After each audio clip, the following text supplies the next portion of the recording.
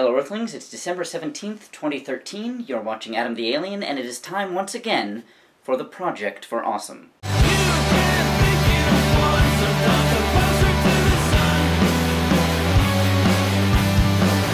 you're not familiar with the Project for Awesome, go to projectforawesome.com. It's an annual event, it's in its 7th year, and every year YouTubers all over the world come together to promote charities and raise money, and it's just a wonderful thing. My charity, as it is most years, is the American Foundation for Suicide Prevention. I'm actually wearing one of their sweaters right now. Now, because I believe it is important for people suffering from suicidal tendencies and ideation to feel that they are not alone and that there are other people out there who struggle with the same things, I have made an effort over the years to tell my story. This year, however, I thought I'd try something a little bit different. So I put out a call asking for other people to tell me their stories. Hopefully, one of these stories, if not more than one, speaks to you.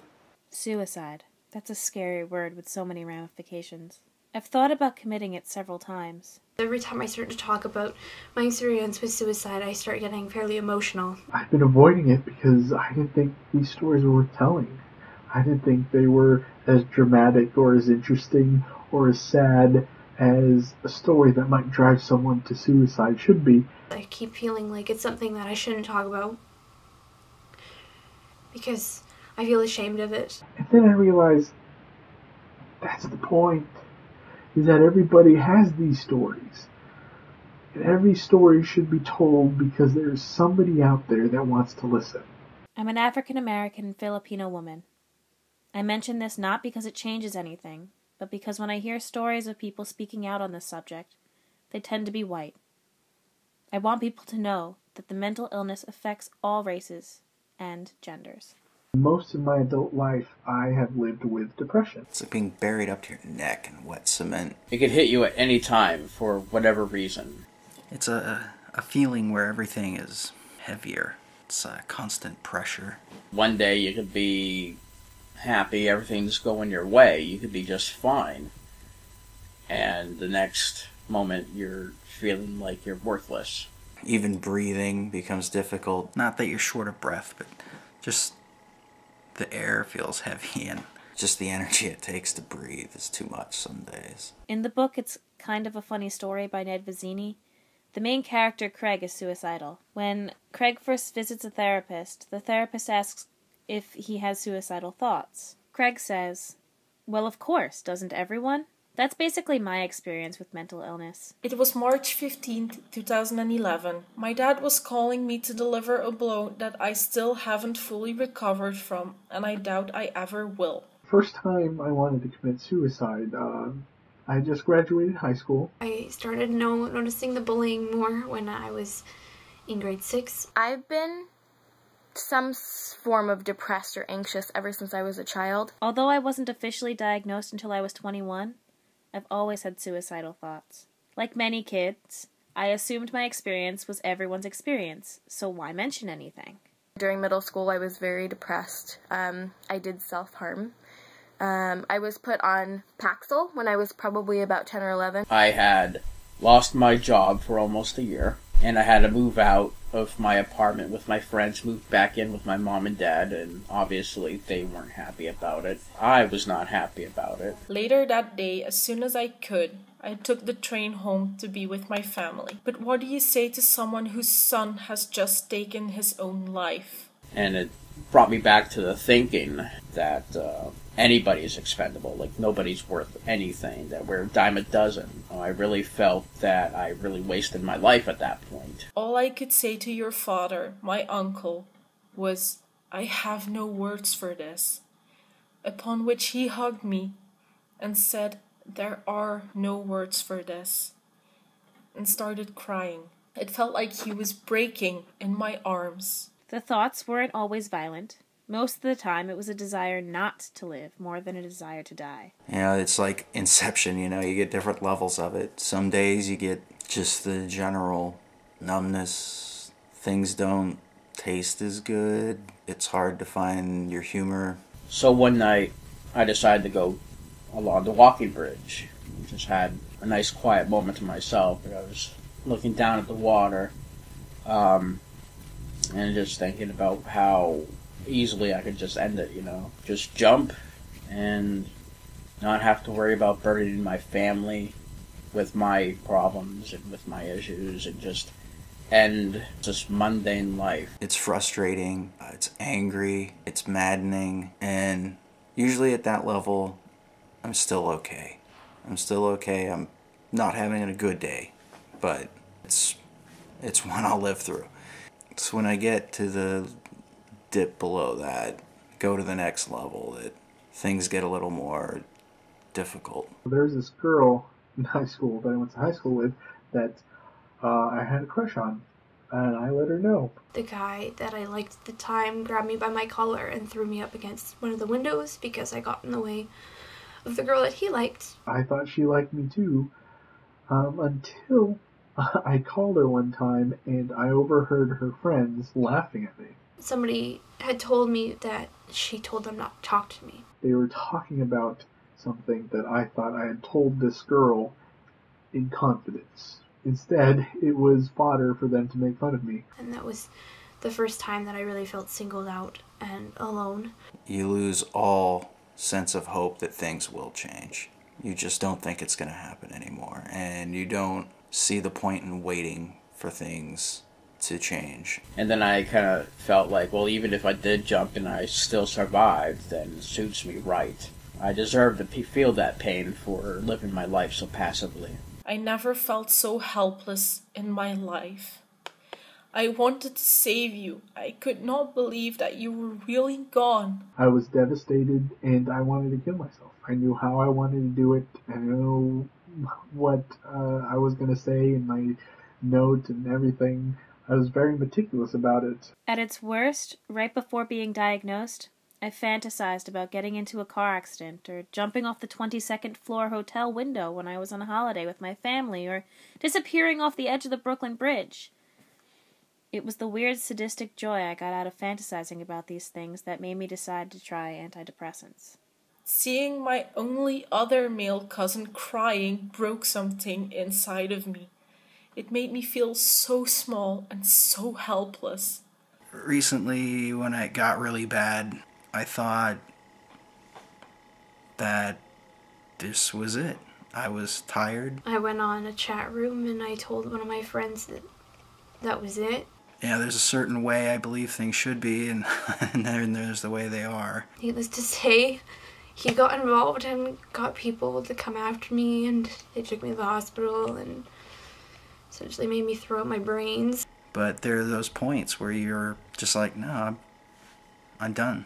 I'm done dealing with it. I don't want to do this anymore. After that, I didn't really want to talk about suicide anymore because every time I told the counselor, she told me she was going to have to get people involved, and I didn't want people pretending to care about me anymore because I didn't feel like I could trust anyone after that. I felt like every time I went to a therapist, it was like, are you doing good? And at some point I just stopped answering. I'd say, yeah, I'm fine, I'm good.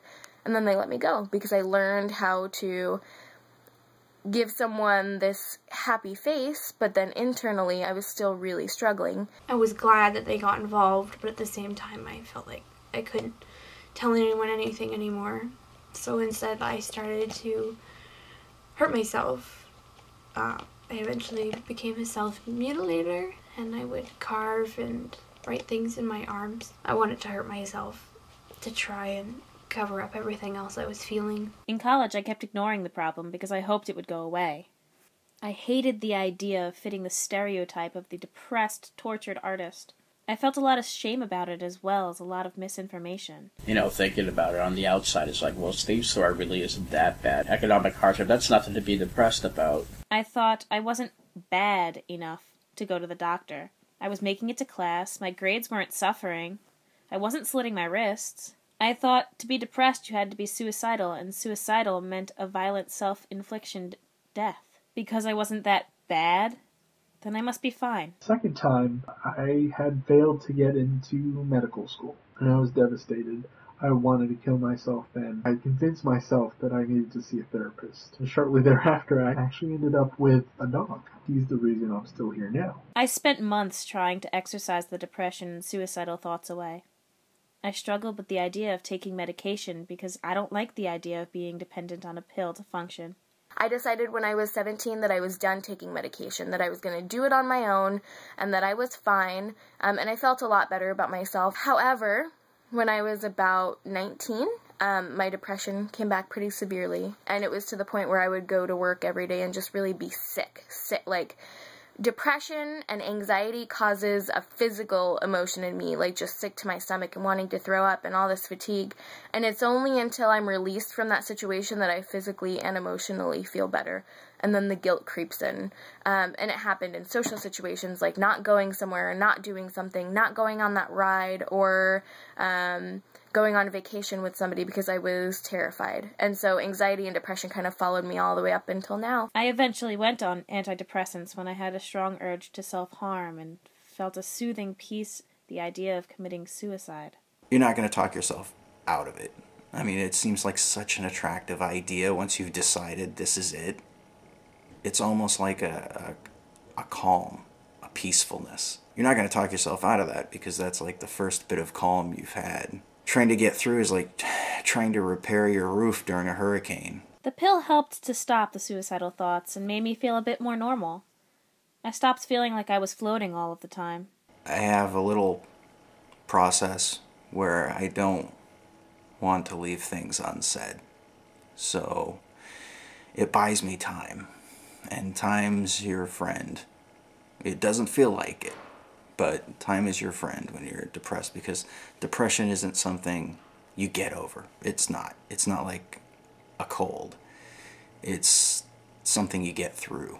The third time I wanted to commit suicide, I got a new job. I felt pretty lonely. One of my bosses took me aside and said that I was looking depressed, and I thought, you know, this is great. I don't have to hide this anymore. I have somebody who I can confide in, who I can talk to about depression. Until he finished his sentence, and he said that people are offended by me being depressed. Of course, that just spun me into deeper depression. The only thing that I remember from the funeral is the music and having to remind myself to keep breathing because the pain was so great. A few years back, my cousin Colton committed suicide. I don't think I ever had a full conception in my head of how suicide would affect our family's life if it had happened until then. And then I saw how it affected everyone in my family. 5 months later, a colleague and friend of mine also committed suicide. It devastated me. And I realized that it's quite possible that I would have caused the same amount of pain. Being the one that is left behind with all the questions and all the pain is hard. I had no idea my cousin Colton was even thinking those things. And I wish I had said something because you never know, right? It is so hard when you're unable to help the people that you love. I did have friends ask me, hey, what can I say to you to get you out of this? And, you know, they said the typical platitudes, hey, don't hang in there, you'll get over it. It wasn't enough to hold on to. I didn't believe anything could get better. It is so hard to just sit there in a church and see all those people there. All those people who would have been there and who would have gladly helped someone if they had only felt that they could ask for help. When you go through something like that, you only think about the pain in your life. But there are a lot more people who love you than you think. Someone said something to me. She said, hey, I still need you in my life. It's funny because those were the exact words I wanted to hear from someone. That I still had value or purpose, that I still needed. And I didn't even know I needed to hear those words, that those were the ones I wanted to hear. My best friend, he gave me the best advice that I've ever heard. He said, Steve, as long as there's a single breath in your body, as long as you're still alive, you can change things for the better. You can still make a difference. Those words were the words that I needed to hear, you know. We still want you in our lives. My arm doesn't say loser anymore because I've accepted myself and who I am. You have the opportunity to share your story and your love with other people. You have the opportunity to grow up one day or to get older and make a change in someone else's life. It doesn't matter about who you are or what you believe or your sexuality or if your hair is pink. None of that matters. And that pulled me out of a big funk. Not right away. I mean, there's no magic cure-all. You're going to have good days, bad days. And I had bad days after that, too, but that was something I could hold on to. And I won't say that it ever goes away, because it doesn't. But it gets easier. And you can get help, or you can have a friend, or find something that you love. Life does get better, and it gets easier because you slowly find people who feel the same way as you and agree with you, and you build up a support center so that even when you feel down and you feel like staring at that thumbtack to scratch something in your arm, they're there for you and you don't even grab for it anymore. I only stayed on the medication for a few months. Since stopping the medication, I feel okay. I feel like myself. Anyway, hope this helps. Because suicide really isn't never an answer. As long as there's a breath in your body, as long as you're still alive, you can make a difference. You can change things for the better. Thank you. From all of those that have ever struggled with suicide ideation, suicidal thoughts, or have been left behind. In the video description you will find links to the American Foundation for Suicide Prevention as well as other resources to find help. If you are currently suffering from suicidal ideation or anyone you know might be, please, please, please ask for help. Use the resources. Suicide is the 10th leading cause of death just in the United States, so this is kind of a big issue. Until next time, I'm Adam the Alien. Fare thee well.